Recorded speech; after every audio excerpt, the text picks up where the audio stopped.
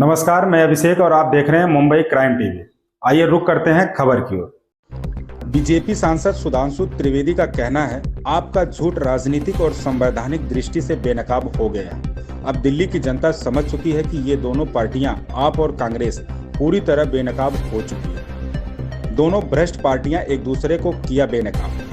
तथ्य बताते हैं कि यमुना नदी की सफाई के लिए उपलब्ध फंड का इस्तेमाल नहीं किया गया। पानी में जहर मिलाने जैसे आरोप कभी पाकिस्तान और भारत के बीच भी नहीं लगे, जितने आरोप इनके बीच लग रहे हैं। दो राज्यों दिल्ली और हरियाणा, केंद्र सरकार ने रुपए आवंटित किए यमुना नदी की सफाई के लिए 8,000 करोड़ रुपए। अब दिल्ली के लोगों को अपना पानी बचाना होगा और उन्हें आपको करारा जवाब देना होगा।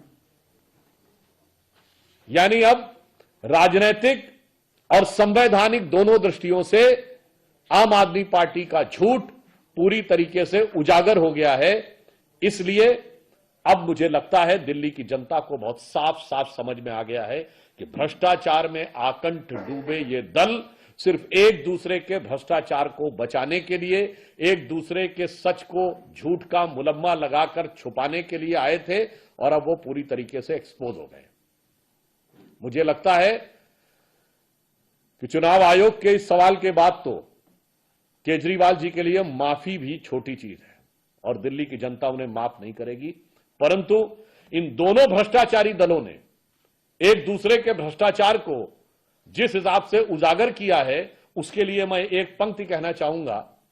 ये दोनों दलों के लिए, आम आदमी पार्टी के लिए, जो अपने को बहुत कट्टर ईमानदार कहते थे, वो झूठे साबित हो रहे हैं, संवैधानिक दृष्टि से भी झूठे साबित हो रहे हैं, और कांग्रेस पार्टी अपने ही पुराने साथी के साथ झूठी साबित हो रही है। तो मैं ये पंक्ति कहना चाहूंगा कि वो पैरवी तो झूठ की करता चला गया, वो पैरवी तो झूठ की करता चला गया, बस उसका चेहरा उतरता चला गया और रंगत समझ में आई, मगर आई देर से, कच्चा था बहुत रंग उतरता चला गया। तो जो झूठ का कच्चा रंग उन्होंने चढ़ा के रखा हुआ था, वह पूरी तरीके से उभर कर सामने आ गया है। और यह बात तथ्यों के आधार पर भी बहुत साफ स्पष्ट रूप से उभर कर सामने आ रही है कि यमुना जी की सफाई के लिए जिस प्रकार के फंड्स अवेलेबल थे, उन फंड्स का यूज नहीं किया गया।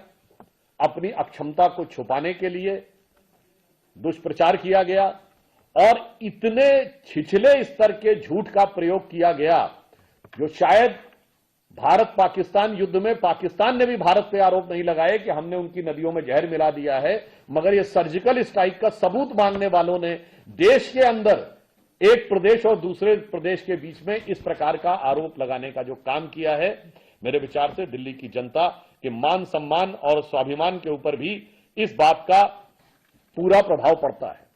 केंद्र सरकार ने 8,500 करोड़ रुपए इस सफाई के मद में दिए थे और उसको उपयोग न करके दुष्प्रचार करने के द्वारा जो वो भ्रम पैदा करने का प्रयास कर रहे हैं, मुझे लगता है दिल्ली की प्रबुद्ध जनता उसे भली भांति समझती है।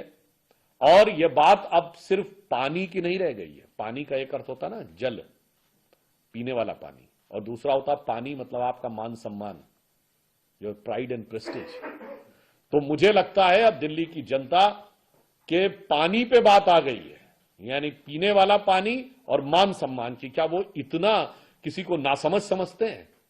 तो मैं दिल्ली की जनता से यह अनुरोध करना चाहूंगा कि रहीमन पानी राखिए, बिन पानी सब सून, और पानी गए न उबरे, मोती मानस चून।